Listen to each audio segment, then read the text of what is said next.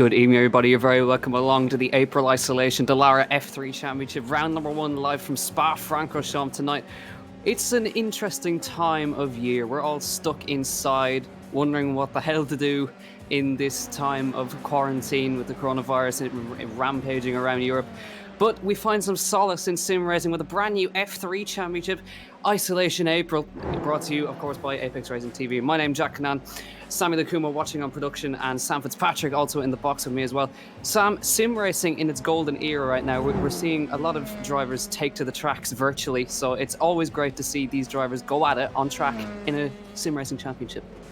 Absolutely, and I'm sure these real-life drivers, many of which I'm sure viewers will be very familiar with today, I'm sure they're absolutely thriving on sim racing. It's the closest thing that they can get, and especially on iRacing as well, the absolutely best competition. So it will be fantastic to see how these guys match up. There's a fantastic correlation between real-life pace and sim pace, and sure, there's a little bit of egos at stake as well, so that will be desperate to get a good start to this 5-round championship. Yeah, so this April Isolation put together by Enzo Mucci, of course, a driver coach, and there's a lot of drivers coming from so many different disciplines of motorsport as well. So this is almost a motorsport World Cup in a virtual sense. You've got drivers from FIA Formula 3.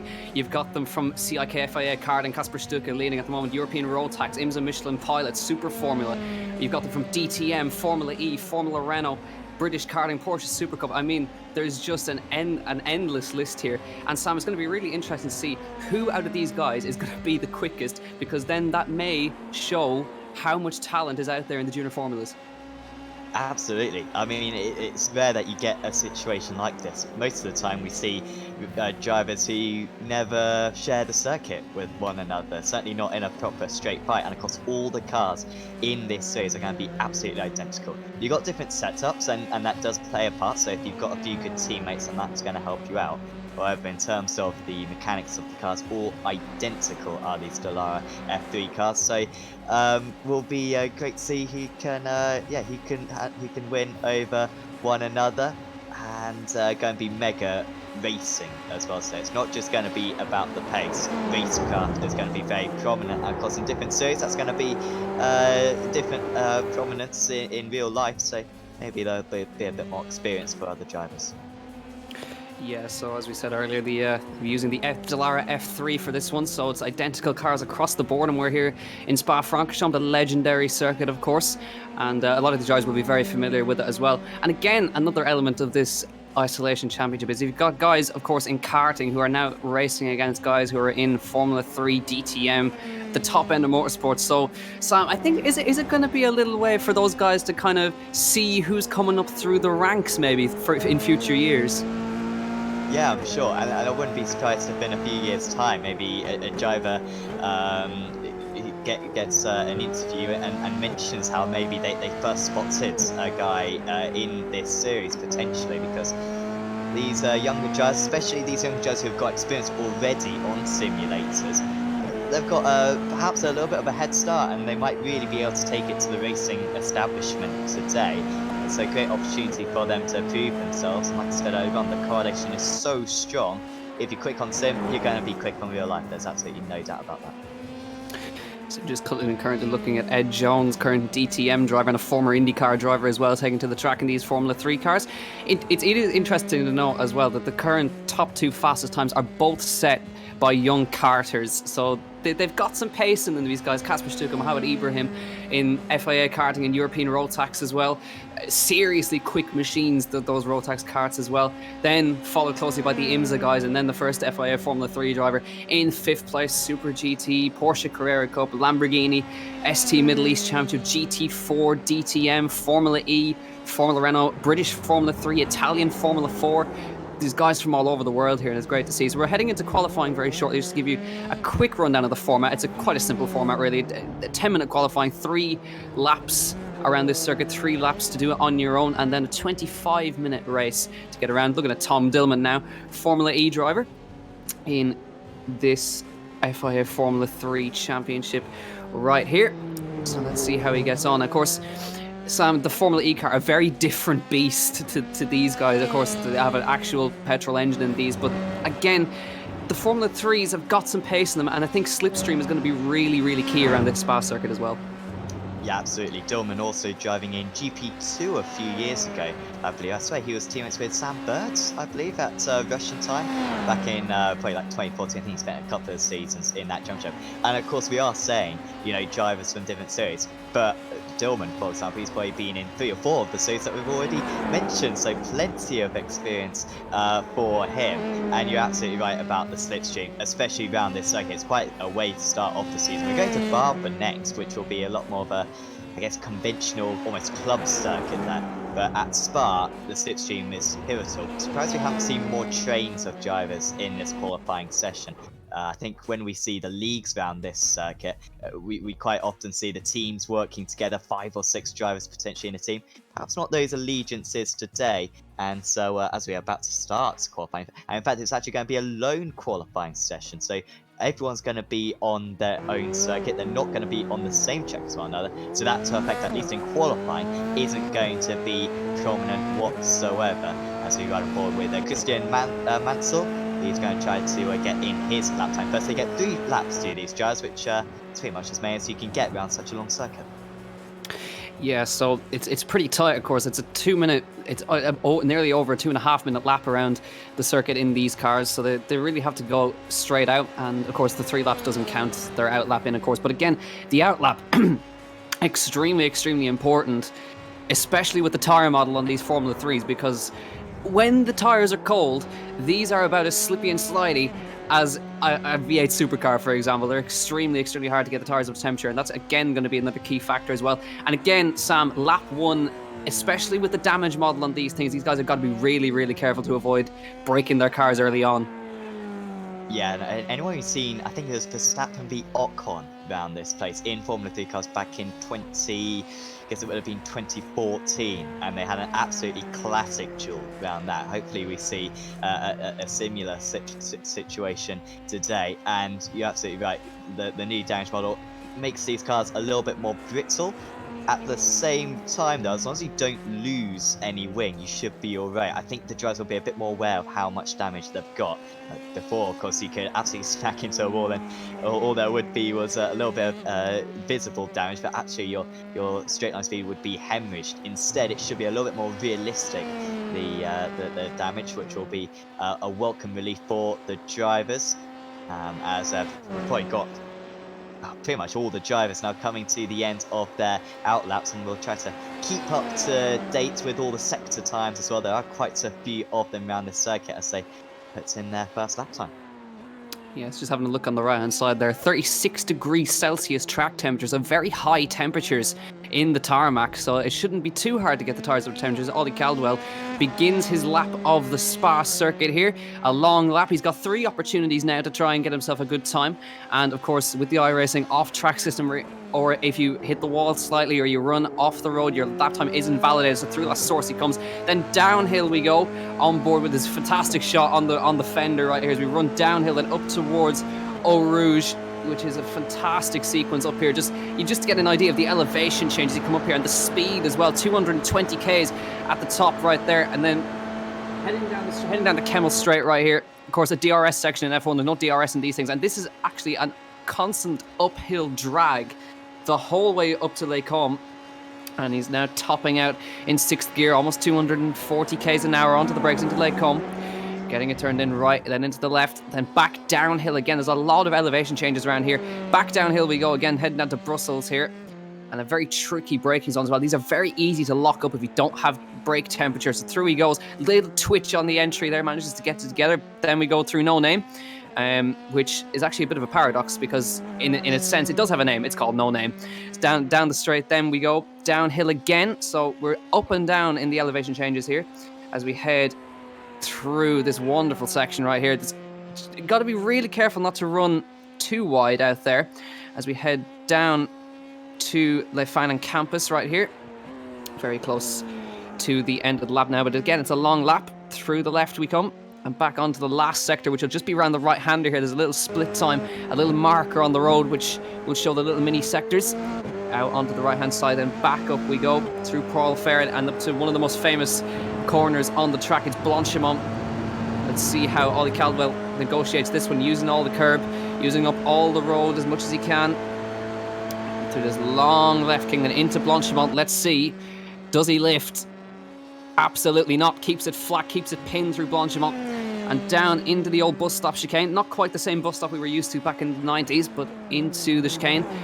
Just the rear stepping out a little bit on Ollie Caldwell there through the last corner. And a pretty neat and tidy lap from Ollie Caldwell there. And he manages to pop himself across the line. And where does he go on the standings? He will, I think it was not have. I think it was invalidated, actually. Yeah. So we were talking about the instance, and he actually got it invalidated. But it's actually Mohammed Ibrahim on provisional pole position at the moment. So not a bad job from the Indian driver there. Yeah, I think he just ran wide at Campus, potentially did the Caldwell, so picked up a 1x. It is so easy to see, and just looking actually at the instant limit, these drivers will get a drive-through penalty, a stop-go penalty even, once they get to 11 instants. And anyone who's driven around Spa before on iRacing knows it is very tricky to keep it under 11 instants. Not a whole lot of laps in this race. We've only got a 25-minute race. That's going to be really tricky for the drivers. They've got to be very careful. You can easily get a 4x and then a couple of incidents on the first lap, and all of a sudden you are walking on eggshells for the rest of the race, and then they get disqualified at 20. Although I don't think that would be quite as much of an issue. So really watch out for that one. The drivers have got to keep the car in the within the white lines if they are going to be just finishing the race later on. And of course in qualifying, if you do pick up a 1x at any point of the lap or slow down, then your lap time will be invalidated. And with only 3 lap times and with 40 plus drivers, that can be the difference between front row start and perhaps finishing on the starting on the back row of the grid. So you've got to be mega careful. Charles Colette is out there for the Brazilian driver, Formula Renault driver as well. Like we said a few times, so many different series being represented today. Kasper Stuka was fastest in practice, currently sitting in 5th place, but only half a second off the fastest. Expect these times to get faster and faster. The tyres are warming up. This second and third lap should be in the absolute prime for these Formula 3 cars. Yeah, so there goes Kasper Stuka across the line. See if he's going to make an improvement on his lap this time. Doesn't look like it.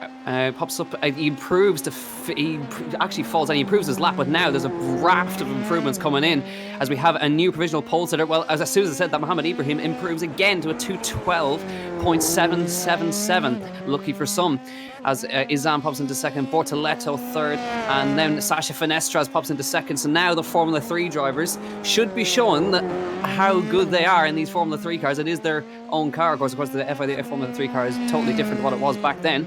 But yeah, Sasha Finestras in second place behind Mohammed Ibrahim, and they're coming on to close to their final laps now. But it is currently in the kind of motorsport battle. It's still the karters ahead of the ahead of the Formula drivers, which is quite interesting. So it's a Super Formula, Super GT, then the Lamborghinis, and Italian F4 after that, then Formula 3, Formula Renault, Formula E, DTM, and then GT4 and Blancpain Sprint and Endurance. I mean, there's 10 different forms of motorsport there in the top 10, Sam. That's absolutely fantastic. Yeah, it really is phenomenal how these drivers have adapted to this sim. Shows the amount of hours as well that they've put in. I think that they're all so competitive. I think sometimes drivers can jump in and maybe not put in the hours, and of course it is very similar to the real thing, but you do still need to put in a bit of time. These guys are taking this seriously. They want to win. And anyone who hasn't taken it seriously in this round 1, I'm sure will take it very seriously for round 2, because they have seen the opposition, and any complacency, I'm sure, has gone out of the window. So Ibrahim so far has had an answer to everything, and 2/10 of a second gap. I mean, usually that would be tiny. It's surprising how large that is, even though this is a massive circuit.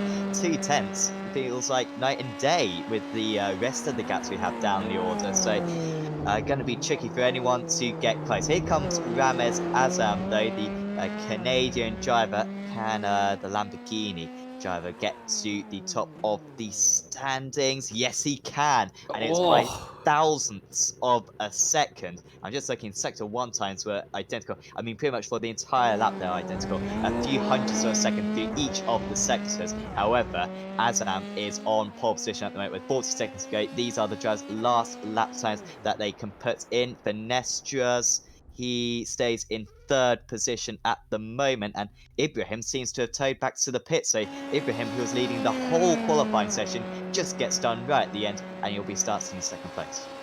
how amazing is that? You get pips around a circuit of this length by 1,000th of a second. That is just that is half a front wing. That's unbelievable. Ramiz Azam takes provisional pole for now. Just looking at Cameron Das coming through the last chicane now. Let's see how he manages to negotiate it.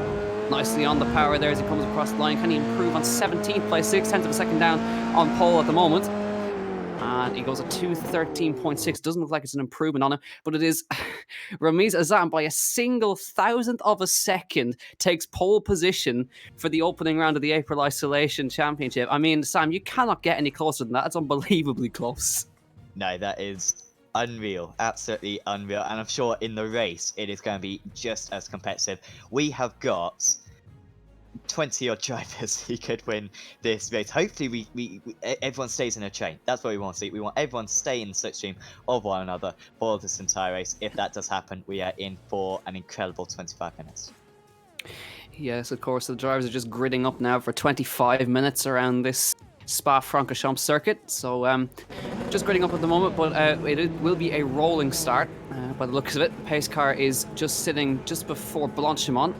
So it is Ramiz Azam ahead of Mohamed Ibrahim, and then it is Sasha Finestras, Charcola, and then Bortoletto, Ed Jones, Tom Dillman, Ye Ife, Liam Lawson, and Jonathan Hoggard in 10th place. There's still 40 cars and a lot of drivers still to come, of course. We'll see how they manage to go through the field here.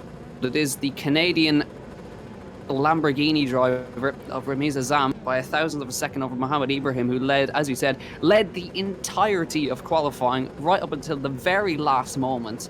So we're really hoping that these guys stay in a train, because, Sam, I think we've got a really, really, really tasty battle on our hands.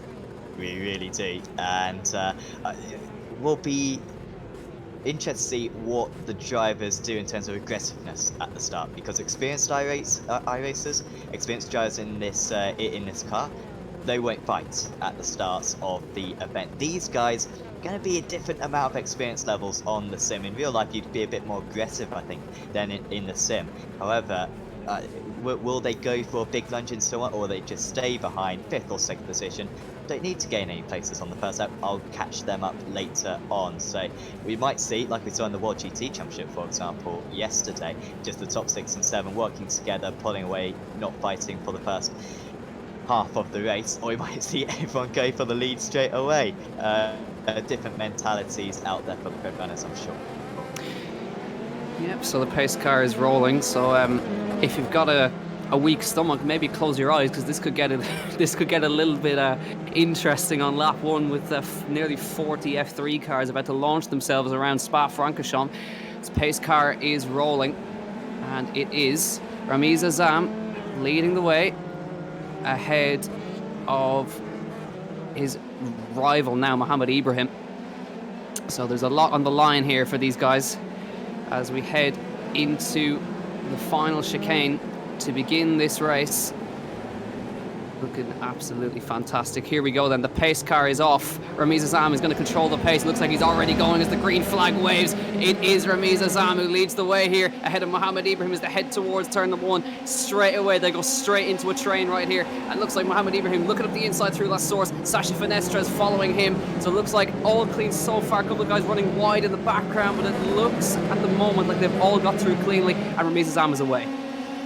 I think Bartolo may have been involved in an incident. Also, Lawson has dropped down the order, and Dillman as well. Antonelli has dropped off, although he was involved in a separate incident, seemingly maybe 4th to 6th, all colliding going into La Source. Fortunately, they fell off the racing line. Already the top pole getting a bit of a gap over the rest of the drivers. So 2 by 2. It is going to be a change for the lead. Azam staying in the lead on off goes Finestra, third place on the grid, and he might have a lot of damage.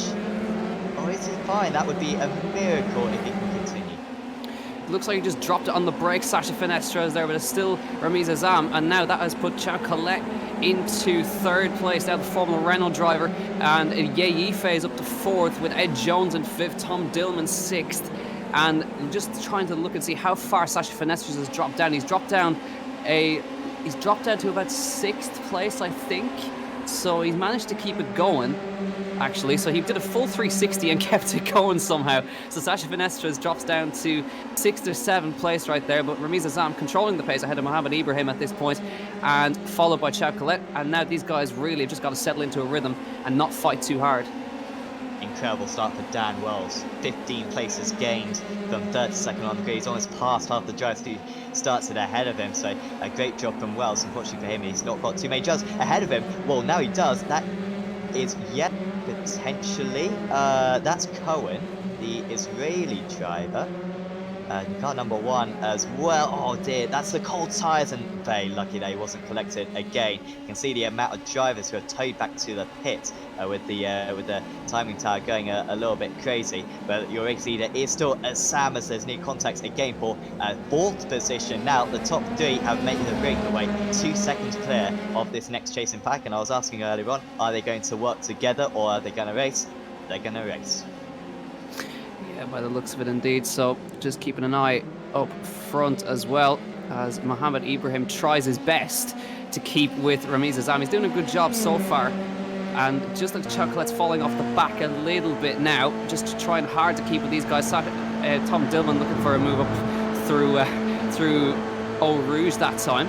So not too bad from them. They're almost going 3 abreast right there as they come down the Kemmel Straight. There's a little bit of wheel banging going on right there as they try to sort it out between them, going 3 abreast down the Kemmel Straight. Now, can he get it done on the brakes? He's fighting for space right there. Let's see if he can get it done up the inside. And it looks like they managed to sort themselves out right there. So decent driving for those guys. Really tricky to go 3 abreast down the Kemmel Straight, but they managed to sort it out. Yeah, making a break for it now, and if they keep on fighting, potentially Jones might be able to pull away from these guys. Gaps up to 6 tenths of a second, so still within draft range. But all this fighting is just going to invite the drivers behind. So you now got Stuka behind in 10th place. We know how quick he is from his practice times. Then absolute chasm, as Adam Hedgecock would say, behind that 8 seconds back to Harry Tinknell in 11th.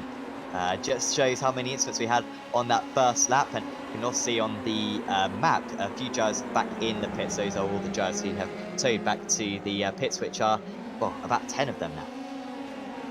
Yeah, so here is Alfred Nilsson as he's involved in a battle in the midfield right here.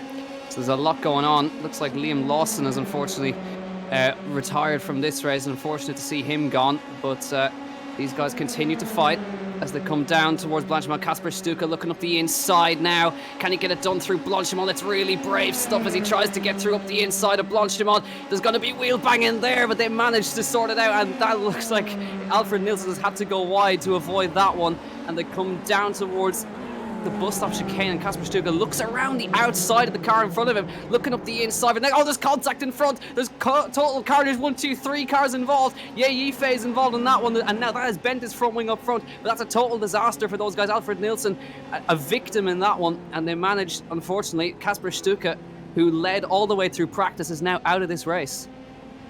Such a shame. He was making his way up through the order, already a few places gained for him, and there's a few drivers as well with a bent front wing. I believe Yifi might have a very bent front wing, which is going to hemorrhage. It's high speed, contacts behind. That's Donaldson getting a shove from, I believe that was Prio, giving him a tap. Going into the source, must have just missed his braking point, unfortunately for Donald, so he can just join back to the rear of this train. As we see, Ibrahim has taken the lead off Azam, and these drivers have pulled away from Calais in third place. So maybe we are going to see a two-way battle. These guys seem mega evenly matched, just as they weren't qualified. Yes, indeed. So Mohamed Ibrahim, he's now in the lead, actually. So he's actually taken the lead from Azam. So we didn't quite see that move, but he's managed to get ahead. And now let's see if he can pull away. But I think there's gonna be a lot of chopping and changing in this one, with guys trying to get the upper hand on each other. So maybe just sizing each other up a little bit. Maybe Azam just letting him through just to see if he can follow Mohammed, because Mohammed was the pace setter the whole way through qualifying, and we know how evenly matched they are. There was a thousandth of a second between them in qualifying. Chao Colette trying to follow. Ed Jones is now fourth. Sasha Finestras, even after hitting a full 360, is still fifth in there. And then Yife, after contact, is seventh. Then Harry Tinknell, ninth. So there's a lot of guys gaining a lot of places thanks to the contact. But now we look at Ramiz Azam down towards Bonchma. Look how much the slipstream is helping him here as they run towards Bonchma, but now he's going to have a wash of dirty air as he comes through here, but he's still closing up. I think he's lifting out of the throttle there just to make sure that he can get through there. So coming up to the bus stop chicane, he's not on full throttle there, and for now I think he's just going to try and hold and follow Mohammed Ibrahim here as he tries to size up his opponent here. Yeah, I think so. He'd love to win, but second place is still going to be good championship points. And that's what these drivers will already be thinking about. Tinknell moves up to 8th place. How many places has Tinknell gained? 20. Gosh. Unbelievable. That is remarkable. And coming into the pits behind Tinknell was Yifi. So yeah, I saw that he got damage from that incident at the chicane 1 lap ago. Had front wing damage, and I think that's been causing him about 5 seconds a lap lost. Might even have some steering damage. Don't believe these drivers have fast repairs. I'm just trying to see now, and I don't believe they do. So unfortunate for him. That will see him back out as Azam retakes the lead. Yep, so a simple one there. Mohammed didn't really fight that one too hard, so they're just swapping and changing down the Kemmel Straight. So they're following each other lap on lap on lap. So you'll see the lap times will be very, very, very similar. But that is just going to allow Chao Colette a little bit of time to just maybe try and catch up to them. He's sticking in there nicely in third place, trying to follow these guys up here. Ed Jones kind of on his own in fourth place, with Sasha Finestra there in fifth place. Ed Jones just in the background there, you can kind of see him, and Finestra's following him. So these guys doing a decent job up here, and that is of course 5 different forms of motorsport represented in the top 5 here. But Chao Colette trying to close up, and I wondered, is he going to get involved in that third? But back here to Richard for sure, and again more 3 abreast action down the Kemmel Straight as around the outside. Alex Palau, that is him involved. I think that looks like Alex Palau going backwards at the in Les Combes. Is he going to be able to keep it around? He manages to spin it back around with a J turn and pulls it off into the grass. Alex Palau, the IndyCar driver, involved in a big one there, and that's the second time we've seen somebody backwards at Les Combes. Yep, contact, and that was Daz as well, who did remarkably well to take evasive action. That was Cameron Daz in 22nd place, who just about managed to nip his way past. But yeah, just tiny amount of contact, but the car absolutely goes flying. Must say, iRacing done a great job with this Francorchamps, because that did look pretty realistic, getting a little bit airborne. Lots of energy being involved in a contact like that, as Fraser is coming back at Tinknell now. He wants to get 8th place, and there he goes. A very nice delivery as well, I'm saying, on that machine, and it seems to be getting him a little bit of extra pace as well. Yeah, indeed. So a good battle between Tinknell and Billy Fraser, and immediately Harry Tinknell coming back up the inside of him into La Source, gets it stopped on the brakes. Now Billy Fraser will have the cutback on the exit, but a good exit there that time from Harry Tinknell. Manages to hold himself in front for now. So there's a good fight going on between these two guys. So a nice job from them both as Billy Fraser tries to follow him now, but again, Harry Tinknell doing a great job. 20 places gained for them both. They started all the way down the back of the grid. Here comes Billy Fraser with a massive exit from Eau Rouge. Now he's on the outside as they run up the hill at the Kemmel Straight, and he will have the extra speed as they head into Les Combes for the 5th time. Billy Fraser's going to just nip in front this time, but will Harry Tinknell come steaming back up the inside? Not quite. Billy Fraser late on the brakes that time, and he holds in front. And a really good battle. I think it's going to go to the flag between these two. Yeah, I wonder if this is the fastest way, though, for these drivers to race. Tinknell actually just set a 16.8, so I wouldn't be surprised if he had a mistake on the last lap, almost contact between the two of them. They are, well, they're 5 seconds behind Payne, 2 seconds ahead of Mansell, so you need to be careful that Mansell doesn't catch up to them. And you can also see Peterson as well, not too far back. Seb Montoya, son of Juan Pablo, of course. He's up to 20th place now. He's just got past Cameron Daz. It seems those two in a tight battle. Not too many tight battles out there at the moment. Just with the different incidents that we're seeing, it's kind of thinned out this field, but we've still got enough of them as Fraser is re-overtaken. And well, that just shows the easiness of overtaking in this Formula 3 car round this track. There's so many corners which are just flat out, which just extend the straight pretty much, where you can even slipstream through. Francorchamps is one of them, easily flat out through these cars, and it means that it's pretty much impossible to defend. You want to be second going into the last, well, at this stage, on the last lap. Yeah, so Billy Fraser having to think about going up the inside of the bus stop. Is he late on the brakes? He thinks about it there. He's following. All of this is just allowing Mansell to close in behind. He's not far off the back, so this is going to turn into a three-way fight very shortly. There he is, coming through the bus stop chicane. So there's going to get interesting to Cameron Mansell catching up to them very shortly. And Harry Tinknell, for now, holds off Billy Fraser. But there is Christian Mansell, coming through last source right now with Peterson behind him, and then Hoggard, Caldwell, and then the organiser Enzo Mucci in 14th place now. So there he is, coming through last source, not far off the back of these guys.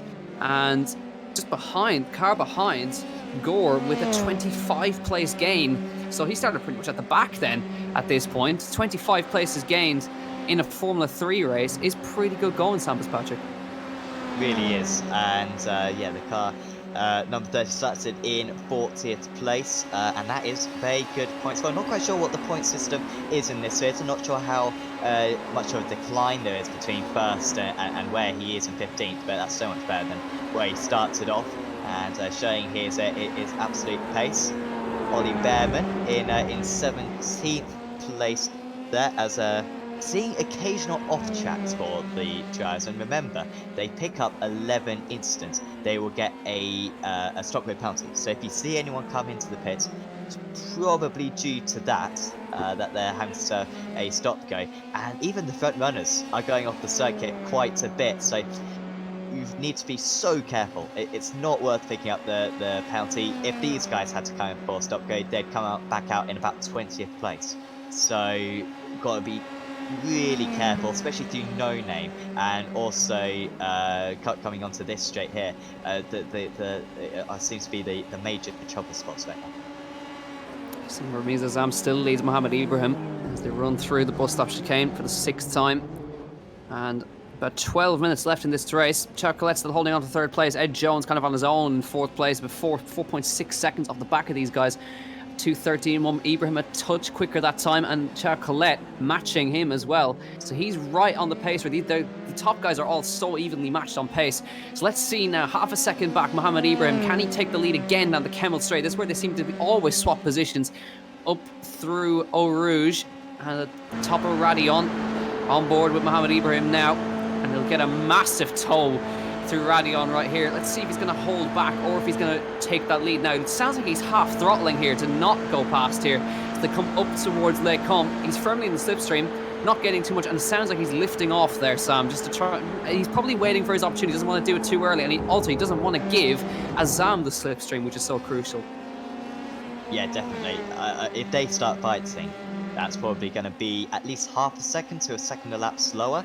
And with the amount of laps we've got, that will obviously get Colette's involved. I mean, 2 corners are fighting, and all of a sudden Colette's back into the proper slipstream, so they cannot afford to start going side by side. And also Jones and Penestras, who got really good pace right now, almost getting into the 2-minute 12s, they can catch up as well. So it really is worth just staying like this at the moment, and then probably make the move on the last lap for Ibrahim. I think that's going to be his best chance. We just saw Mansell going up into 9th place. Fraser dropping back down to 10th, and Mansell with a good pace as well. He's catching up to Harry Tinknell, so might be up into 8th relatively soon. And then we've got this battle with Peterson in 11th. Hoggart, who started up in the top 10. Hoggart started in 10th place, Peterson started in 44th, but they're currently occupying the same piece of tarmac. How about that from Lucas Peterson? 33 places gained, which is pretty really good going, actually. He's on the cusp of a top 10, but he's got to catch up to Billy Fraser, who's a little ways up the road from him, nearly 3 seconds of gap. He's just out of shot right there. Lucas Peterson doing a really good job there. Jonathan Hogwarts, Ollie Caldwell there in 13th place, involved in this battle as well. There he is, latched onto the back again. 24 places gained for him as well. So a lot of these guys starting down the back are just capitalising on these mistakes from the front runners as they try and latch onto the back. Jonathan Hoggard firmly on the back of Lucas Peterson through Blanchimont. He's on the outside line as they head to the bus stop chicane. Here he comes. He's going to get the squeeze from Peterson as they head through there around the outside. Can he do it? There's contact between them, and around goes Jonathan Hoggard. There's contact between himself and Lucas Peterson, and that front end of the car is completely broken. Jonathan Hoggard's race is done. Another bit of contact. We've seen that a few times down at Les Combes already. I think that's the first time I've seen it at the final chicane. Oh, what a shame for Hogarth, who, like we were saying, had gained so many places, 33 places gained, and was on course for a top 10. Not going to happen anymore, and there's so many drivers who I'm sure will probably win races later on in the season, or fight for races later on in the season. When you drop as many points as this in the first round, there is a drop round, but you're putting a lot of pressure on yourself for the remaining rounds of the championship to be absolutely perfect, as many of these drivers who have had a troublesome day already have had. Yep, so Yife trying to recover. Of course, he was caught up in an incident earlier as well, so he's trying to recover after the broken front wing. He's been into the pits already, repaired that car, back up to 16th place now. He's got past Ollie Bierman, and now chases after Donaldson up ahead of them. So you can see there is how many drivers have been into the pits already. So you can see the top 15 have not been in at all. Yife has been in, Richard Verschoor has been in, Sebastian Montoya, Cameron Dast, Sebastian Prio, all those guys have all been in for stops, and a couple of DNFs as well for the drivers. It's a little bit unfortunate, but not long to go on lap 8 as we head into just past 17 minutes gone in this 25-minute race, and the battle up front is still very much on between Azam and Mohamed Ibrahim. So there's a very, very interesting battle, of course, going on between those guys. So we'll see how that progresses.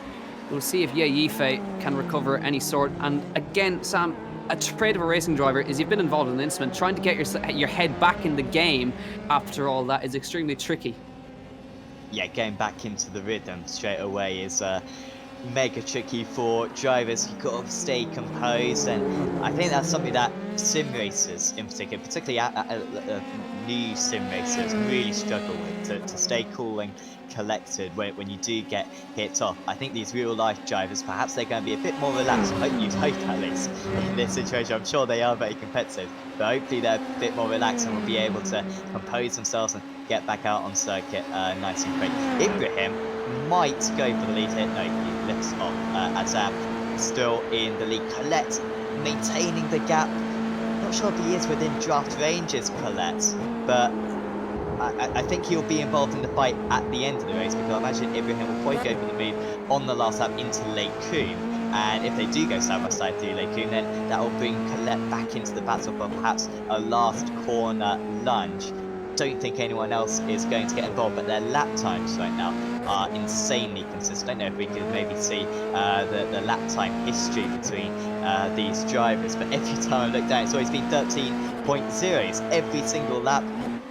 Remarkable driving from these guys, and there's no sign of mistakes, and it seems like they cleaned up the drivers as well. They're not going off the circuit as much, which will reduce the risk of getting a stop-go penalty. Yes, indeed. So everything looking all nice and dandy for these guys so far, and we continue around as these guys try to sort it out between them, who's going to win this race. And not long to go at all now, and it's going to be interesting to see, because the gap between Ramiz Azam and Mohamed Ibrahim has just been, they've been nose to tail for the entire race so far, and it's really anybody's guess as to who is going to come out on top here. So Ibrahim's been following Azam for a long time now, so we'll see when is he going to make his move, because that's again another trait of a racing driver, is picking your move at the right time, at the right place, especially around the track that has such a large slipstream effect. Yeah, so we've got 3 to go. Now, if you were Ibrahim, when would you do it? Would you do it on the last lap? Would you do it on the penultimate lap? And if so, what corner would you try to overtake? Well, of course, you don't want to give him the slipstream down the Kemmel Straight, ideally. So ideally, you'd want to leave it till the very, very last moment, which is the bus stop chicane. So it'd be interesting to see if he's going to leave it that late and see what happens. Because again, if you're that close coming on to the final lap, then you really want to minimize the slipstream effect. So ideally, for Mohamed Ibrahim, he wants to keep himself close the whole way up through Blanchimont and latch onto him into the bus stop chicane and throw it down the inside, and let's see what happens. But we'll wait and see what is to transpire there, and we wait with excitement as to who is going to win this opening round of the Isolation Championship. Yeah, and this is pretty much the closest, certainly the tensest battle out on circuit. So Peterson and Gore, you can see on the timing tower on the left side of your screen, they are quite close. Of course, you can check out the live timing in the description below, certainly if, yeah, I think you can, regardless of what platform you are watching, as a little bit of a draft breaking. I'm sure that's what Gore will be saying that is, and Yippee can't get past. Now he goes in for it into Lake Coombe, but not a big braking area in these cars, and gets stops on the second part of Lake Coombe as well. Round the outside through the third part, can he get his car far enough ahead? It's not a long run down into the next corner. Of course, around the outside here, you got to go a much longer way. Nips his car down the inside, and it was a very small gap. He went for it, and a massive amount of damage for the pair of them.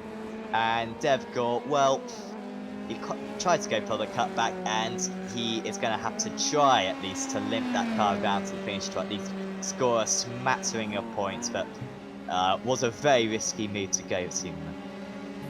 Yeah, just didn't really pay off for that time. So unfortunately for those guys, the race is now over.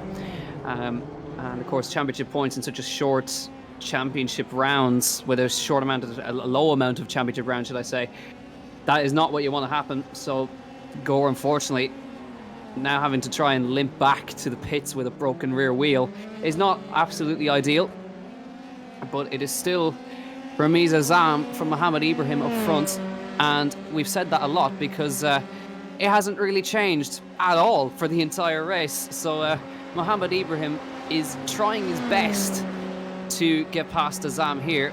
But there's not long to go, and he's really running out of time, because about 2 laps to go now, Sam. As we said, he's got to be thinking about maybe he's already sizing up his move on the last lap into the bus stop chicane. We'll have to wait and see. Yeah, I think so. If he wanted to be, I'm sure he would be closer than this 6 per second.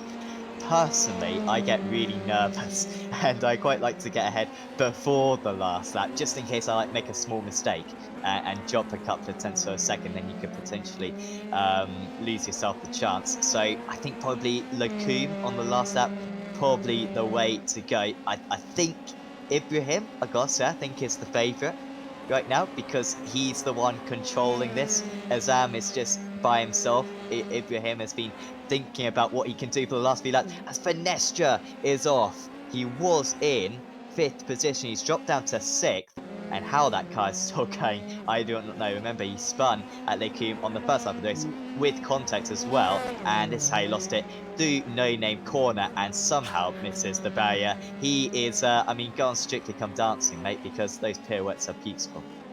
That's the second time he's pulled off a wonderful 360 there, Sacha Finestra. So he's becoming quite a master of that one. Backwards in Lake Coombe on lap 1, manages to get it going again, and then through no name, drops it through no name, full 360, gasses it up and keeps it going again. So he's still in that top 10 somehow, as we now are about to start the white flag lap. Hold on to your hats, ladies and gentlemen. Mohamed Ibrahim versus Azam for the win. Chav Colette is not far off the back of these guys either. The white flag is going to wave for this one with 24 minutes gone. This will be the last lap of the race as they come across the line.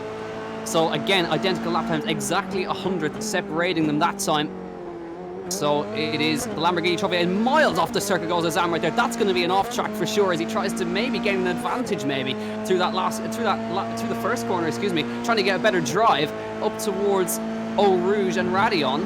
Perhaps a little cheeky little tactic from Azam right there, trying to get a better run. And I've seen him go off the circuit a few times in this race, so I can't imagine he has that many instants to spare. Remember 11, and you get a stop go. You know what, he's almost broken the draft. I think Ibrahim has left this too late, and he's still 7 tenths of a second back. He did get within 3 tenths of a second though at Blanchimont. just doesn't seem to have the same straight line speed at the moment as he had earlier on. Ibrahim, maybe the slipstream kind of loses effect by about 6/10 of a second because nothing gained down the up the Camel Straight, and all of a sudden now looks like Azam is the favourite to win this race. Colette still too far behind, it seems, as off the circuit again is Azam, and he really cannot have many of these incidents to spare.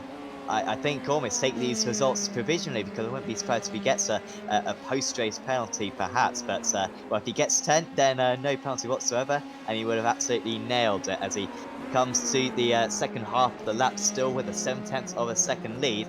It's going to have to be an incredible next couple of corners for Ibrahim to get him into range going on to the final straight. But now we look at Sebastian Montoya versus Cameron Dass as they come down the Kemmel Straight, wheel banging. Montoya does contact down the Kemmel Straight, big accident. Sebastian Montoya, Cameron Dass is upside down on the Kemmel Straight. What on earth was going on there between those guys? That was a huge squeeze from Montoya across right there. But we head back to the leaders. Mohamed Ibrahim has not done enough here. He's left it too late to charge Ramiz Azam, or Azam has left some in the tank as the checkered flag comes out for the opening round of the April Isolation Dallara F3 Championship. Oh, the opening round is going to go to Ramiz Azam of Canada in the Lamborghini ST Middle East Championship. He wins ahead of Mohamed Ibrahim, and Charles Colette gets third place. But just quickly going to go back to that incident between Montoya and Das. That was massive down the Kemmel Straight. It was, once again, just once you get those tyres interlocked, no recovering. Massive impact, tyres flying over. Unfortunately, there wasn't any other drivers straight behind, so no one else got involved. But we've seen, yeah, that was absolutely huge there, and shame for Montoya as well, because he was having a good drive. Tinknell will finish in 8th place. He managed to hang off Christian Mansell, who was catching quite quick by the end of the race. What an incredible round of the championship. Some way to start off this season. And it looks like, well, yes, it's Razam, it's Ramez Azam. He takes the first race win of the season with a perfect drive. He did absolutely nothing wrong, did everything right. I don't know what was going on with Ibrahim. Maybe he just didn't have the pace to catch up. I thought he was waiting until the last lap, but either he left it too late or he didn't quite have the pace. But either way, Azam fully deserved it. Yeah, brilliant drive. Took the lead and held on to it. That's exactly what you need to do. As we just see a couple of drivers crossing the line. Jorge Cavalos crossing the line here for 20th place. A couple more to come as well, as a couple of drivers doing donuts to the first corner there. Indy Donche heading towards Blanchimont. We haven't seen a lot of these guys because we've been focused on the action up front, because these guys they've been completely inseparable up the front. But it really shows promise for the following rounds to come if the guys are going to be like that, nose to tail for the entire 25 minutes. It's going to be brilliant. Of course, as you mentioned earlier, Barber Motorsports Park is the next round, a totally different track. So again, there's going to be different driving styles coming into play here. Gustavo Menezes coming through the last corner here. LMP1 driver, very different car. The FIA Formula 3, a lot slower than what he's used to, but he crosses the line to finish 22nd. And of course, we had a good few DNFs. Of course, clearly Cameron Dass and Sebastian Montoya are not going to be finishing this race with very broken cars that we saw earlier on. But Ramiz Azam, first blood, and in such a star-studded field, that is quite an honour to take. And it was that qualifying, wasn't it? I mean, that last qualifying lap, putting himself up into pole position. I think he was sitting in about 4th or 5th before that, but first place was the place to be, particularly at the start, avoiding all the incidents. We pretty much saw incidents from 3rd place back, so he put himself in the perfect position, did the Canadian, and that is a great start to the championship. Next up, Barber, of course, and of course, you don't even have to wait too long. Usually say next week it will be there. 2 days, forgot to wait. Thursday evening, we will be back in this championship, and I cannot wait for it. Yeah, it's going to be brilliant. Just a quick rundown here of the official race results, of course. So we now have Ramiz Azam, of course, takes the opening win by 9/10 of a second over Mohamed Ibrahim. Charles Colette held on for 3rd place. Ed Jones finishes in 4th. James Pohl 5th. Matthew Payne in 6th place. Harry Tinknell in 7th. Christian Mansell in 8th place. Billy Fraser after a big battle with Harry Tignall as well, finishes 9th, and Ollie Caldwell finishes 10th. Enzo Mushi finishes just outside the top 10 in 11th. Yeah, Yifei in 12th place. Keane Donaldson in 13th. Richard Verschoor in 14th. Ollie Behrman 15th. Sasha Finestres, after spinning twice, finishes 16th. Kasper Stuck is 17th. Sebastian Prio finishes in 18th place. Further down, Matt Greenwood, Jorge Cavalos, Indy Donche, Gustavo Menendez, Cameron Das, Sebastian Montoya, and Lucas Peterson, Dev Gore, Bart Hortson, Martin Kodridge. So a lot of those guys we saw in the barriers, particularly Cameron Das, Sebastian Montoya. Cameron Das we saw upside down on the Kemmel straight after contact with Montoya. So unfortunate for those guys, but there is, of course, a lot more rounds to come for those guys. And further down, of course, just going to have a quick look. Caleb Nagatua, Emilian Denner, Jonathan Hoggard, Raoul Hyman, Alfred Nilsson, Joe Turney, Alex Palau. Of course, we saw him facing backwards in Lake Com. Kimi Antonelli, Callum Williams, Dan Wells finishes 38th. Nicholas Cruton, 39th. Nick Yellowly, 40th. Ido Cohen, 41st. Gabriel Bortoletto, Jaden Conroy, Tom Dillman, Liam Lawson, Jackson Walls, and Georgi Dimitrov. A lot of these guys are DNFs, but we still register them. So again, Sam, there actually wasn't a lot of classified finishers. There was a lot of casualties in that one. Yeah, they had two faster pairs as well, so they could have fixed the damage. But I think once you've towed back to the pits, you're a lap down. It's a little bit dispiriting, and maybe the drivers didn't pop back out onto circuit. But yeah, so many instances. Of course, massive experience levels, and of course in real life it's very different to sim racing when it comes to the racing between drivers. Often I think in real life it's kind of a limiting factor, kind of how brave you are, perhaps, whereas in sim racing there's not quite that element of danger, so perhaps a little bit aggressive driving, hopefully, and I'm sure it will be a much bigger improvement at Barber, which will be a much safer circuit as well, so that will be a little bit better, I think, for round 2. Yeah, for sure. So I think we're just going to have a quick gander in the interview waiting box and see if we've got anybody. We don't, unfortunately, so nobody wants to talk to us. But either way, I mean, so we'll... of course, we're headed to Barber Motorsport, as you said, so it is a very different circuit to Spa, not as open, tight and twisty.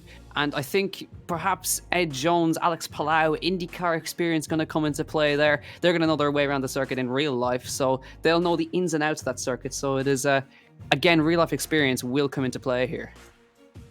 Yeah, and it's not the circuit that we visit that much on iRacing either. So even the drivers who have put in a few more hours on iRacing in the past probably won't be experts on that track, unlike this place. So if anything, it will be a bit more even playing field, I imagine. It will be quite fresh for everyone.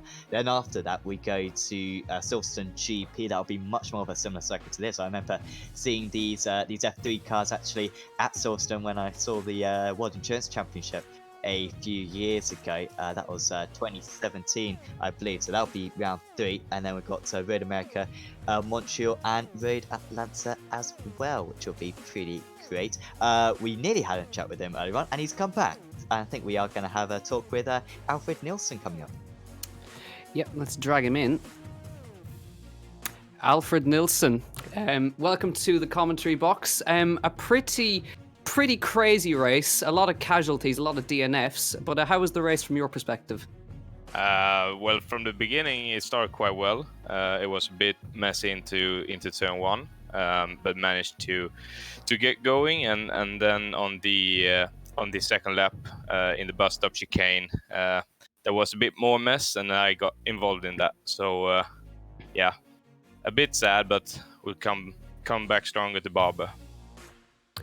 Yeah, so of course you're used to driving a GT4 car rather than an F3 car, so obviously it must have been difficult to maybe try and adapt to the different driving style that the F3 requires. Yeah, it's a quite big difference, especially the F3 car is a much lighter car and requires a bit different driving style. So of course there's a change, but I think I've managed to get around it quite well. Yeah, and of course we're all stuck inside now because of the coronavirus situation. So apart from sim racing, what have you been doing to pass the time?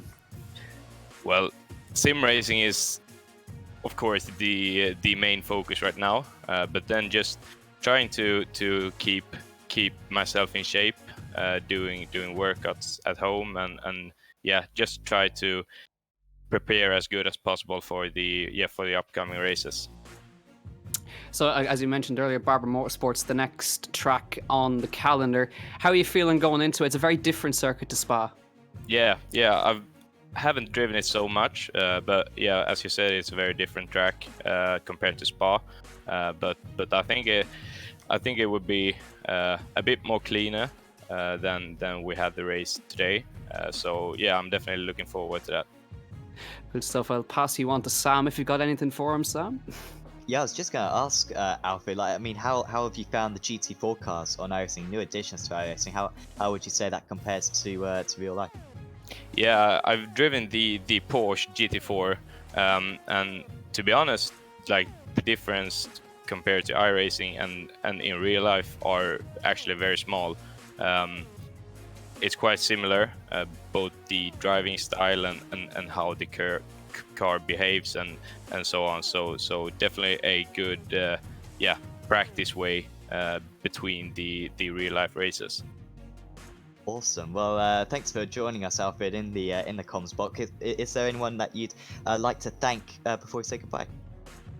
Well, I would like to thank the ones that host these this series. It's a great series, and I think it's a great thing to do between when the situation is as it is right now. So the series host, a big thank you. Awesome. Well, hope to see you back on Thursday then, Alfred. Yeah. All right, thanks a million. So we've got another one waiting for us. I think we're going to drag in James Pull, who finished in 5th place. So let's see if we can quickly drag him in. James Pull, welcome to the commentary box. Hello. A fantastic top 5 finish right there. You must be really pleased with Thanks. that. Yeah, I'm actually really happy. I wasn't expecting to be that quick, but yeah, just kept my nose clean because I thought, it was going to be a little bit chaotic, but I kept my nose clean. I just tried to be consistent, and yeah, we got a good result, so I'm really happy with that. Yeah, of course, you're used to driving a very different car in the Blancpain series. So how was it trying to adapt to the F3 style of driving compared to the Blancpain? Well, luckily I had some experience in single seaters as well in real life. I drove in British F4 and British F3, so I kind of understand how the car works. But it is definitely quite a lot different, especially not having ABS is quite a big change. But I practiced a lot, and I do a lot of iRacing as well, so I was lucky to be able to have a good feeling for F3. Yeah, and of course, he didn't mention he just drove an F3 car. How does this iRacing model compare to the real-life F3, in your opinion? It's kind of a bit... Everyone has different opinions. My opinion is it actually feels quite nice. It feels pretty realistic. The only thing that I would say is the tyre models maybe not as realistic as it is for maybe the GTE and the GT3. But actually, like, the feeling of the downforce is quite good as well for the brake and stuff like that. The amount of brake force you can use at the initial peak when you have lots of downforce, it feels pretty realistic in my opinion. And it's only the times where you like overslip the tire or if you over push a little bit too much, that's when the tire model just sort of feels a bit weird. But for the most time, it's actually quite accurate. So, of course, Thursday we're heading to Barber, which is a very different circuit compared to Spa. So how are you feeling going into that one? I'm kind of nervous, to be honest, because I've only driven Barber a couple times. I've only done a couple laps around there, and it is a really difficult track. It's one of those where if you make a mistake, you're going to be in the barrier. So it's going to be tough, especially with 40 or so cars on the grid, especially with really high downforce as well, because following other cars, you'll probably lose a lot of downforce. And that track is quite hairy, I'd say. So it will definitely be interesting. It could make for some really interesting racing. Brilliant stuff. I'll pass you on to Sam Fitzpatrick, see if he's got anything for you. Yeah, Awesome. we were talking earlier on about the range of drivers in different series in this championship. How is it racing against, Andy Pure and all these drivers who are in championships, maybe more experienced than you and also much less experienced than you in some cases? It's really great, honestly. That's one of the things about sim racing that I love so much, is that no matter what you do or who you are, you can come into the sim and be fast and race against people that may be in F1 or F2, etc., GT3, and it's really really interesting. A lot of the people that sometimes you might expect to be really quick because they're quick in real life, they might not be as good in the sim, but you might also have people that aren't as fast in real life, but they're rapid in the sim. And it's sort of like a level playing field for everyone. That's what it's so sim racing is so great for that sort of thing. And obviously you can do as much of it as you want. So it's really a privilege, I think, that we get to, even during this hard time in this lockdown, we all get to come together and race together on a simulator. It's a really touching and it's a really cool experience, where everyone can just come and do their own thing. Yeah, definitely agree with that one. And of course, now 5th place in this first race. You're certainly in the championship hunt. How much does this championship matter to you? Because with the current situation, of course, as we said before, this might be almost one of the biggest motor racing events that you do this season. So how important is it for you to fight for the title? Well, I do genuinely really want to win. I think there's a lot of drivers in this series that I'd be quite proud of if I beat in the championship, and I could take that with quite a lot of pride. But we'll see, because at the moment this is basically my main championship of the season, and I don't know whether I wouldn't consider myself a fantastic sim racer. So I think there's definitely a lot of other people that are better on the sim than me. But I definitely want to try and be fighting for a shot at the championship, because as a driver, I crave that competition and I crave that adrenaline and feeling of doing well and victory. So I'm definitely going to be giving it my all. So we'll see. Absolutely. Well done today, James. You're absolutely superb out there. Thank you. Appreciate it. Today. And is there anyone you'd like to give a shout out to before we let you go? Shout out to my Twitch stream, my Twitch chat. They all supported me during that race, and the ADD management guys that we did a lot of prep for this race, sorry. And my girlfriend supported me a lot as well. So yeah, thank you guys. Awesome. And thanks to you guys and Enzo for creating this and commentating during this, because this was a really really cool experience. So thank you guys. Thank you very much. And our favourite driver there, James. So you got yourself a lot of bias for the rest of the championship. We'll see you. We'll see you on Thursday. All right, guys. Take care. Stay safe. So, yeah, he's our new favourite. Yep. Well, yeah, so lovely to hear from Alfred Nilsson and James Pohl there, and both going along similar points there, that sim racing is kind of, even though it's almost a kind of polar opposite. Even though we're in isolation, there is an element of community there, and they seem to be loving that. Yeah, absolutely. And once also James saying about the competitiveness, that adrenaline, and you can really simulate that on sim racing. So they're absolutely loving this this thrill, I'm sure, and this competitive edge. I'm sure we're going to see some great racing so far this season. And looking at the field, I think in these 5 or 6 rounds that we've got, I think we're going to see 5 or 6 different winners. There are so many competitive drivers, and well, there might even be a few more as well that we see on Thursday. Yeah, if you take advice from us, make sure you tune in on Thursday, because it's going to be really, really, really, really good. So, of course, we keep mentioning it, Barber Motorsports Park on Thursday. It's at the same time as we started today, so 7:30. 7:30 for us, of course. We're 7:30 wherever you are, local time. So, again, 5 or 6 different winners are in prospect, but it is Ramiz Azam who took the win today ahead of Mohammed Ibrahim, Charles Colette, Ed Jones, and James Puller, we spoke to, of course, who finishes in 5th place. So, Sam Fitzpatrick, who was your driver of the day? And don't say James Pohl, because it's biased. Oh dear. Well, okay. I will go for Remez Azam, and that is a bit obvious. I realise that, but I think it was superb fun. And also the amount of incidents. I'm just gonna quickly check now how many incidents he got, because I was saying I was writing he got 11 incidents. No, surely you should have got a penalty for that then, Remez. Yeah, so he got 11 incidents, but for some reason didn't get a penalty. Maybe one of them was accumulated after the race was completed. So he nailed that instance, and we saw him go wide at La Source, didn't we, on that last lap? And maybe that was the difference. It got him 1/10 of a second clear, broke the drafts a little bit more, and it's those fine margins, that confidence within himself that he wasn't going to make a mistake in that last half lap, because if he had done, that would have been the race win over. So supreme confidence from him, and a great way to start the championship. Yeah, and extremely clever driving as well, using the incidents to his advantage, getting to that 10x, not quite getting to the 11. So obviously the 11 he probably would have accumulated after the race is finished. But yeah, I think we don't have any more drivers, unfortunately, waiting for us in the interview waiting room.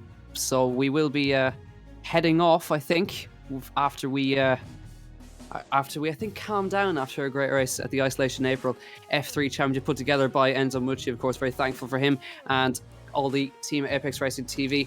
Thanks to Samuel Lee for working hard on the cameras. Thanks for Savitz Patrick for joining me in the box as always. And we will see you at 7:30 p.m. on Thursday for what promises to be an amazing race from Barber Motorsports Park in the US in these F3 cars. So thank you all for joining us, and we'll see you then on Thursday. Thank you and good evening.